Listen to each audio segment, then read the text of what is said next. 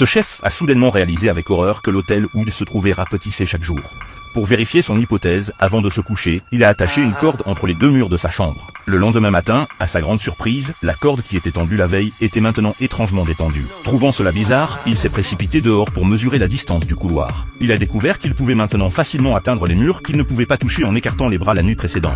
Réalisant que l'hôtel rétrécissait vraiment progressivement, il s'est empressé d'annoncer cette terrible nouvelle à ses collègues, en disant que si l'hôtel continuait à rétrécir à cette vitesse, il finirait tous écrasés. À sa grande surprise, non seulement ses collègues ne l'ont pas cru, mais ils l'ont réprimandé pour avoir perturbé le travail en cuisine, car les clients de l'hôtel attendaient leur petit déjeuner. Ils l'ont ensuite poussé dehors ensemble.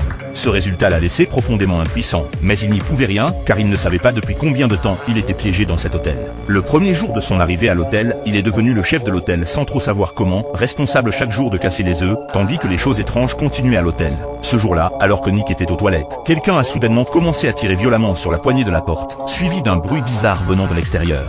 Nick s'est empressé d'expliquer qu'il n'était pas la personne qu'il cherchait, mais la seconde suivante, plusieurs mains se sont soudainement tendues vers l'intérieur.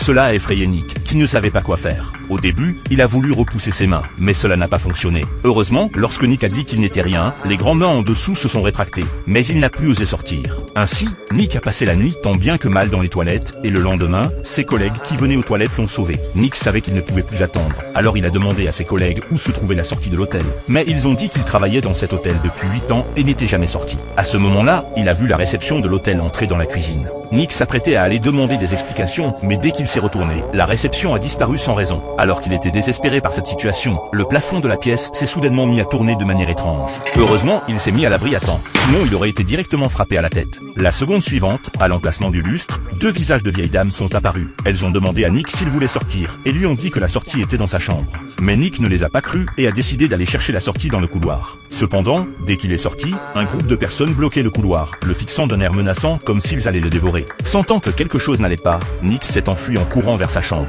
sauvant ainsi sa vie. Jusqu'à présent, il n'y avait pas d'autre moyen de s'échapper, alors Nick a dû écouter les deux vieilles dames et a commencé à chercher une sortie dans sa chambre. À sa grande surprise, il a finalement trouvé une sortie, sauf que ce passage ressemblait étrangement à l'intestin d'un être vivant. Mais pour s'échapper, Nick n'a eu d'autre choix que de ramper à l'intérieur en surmontant sa peur.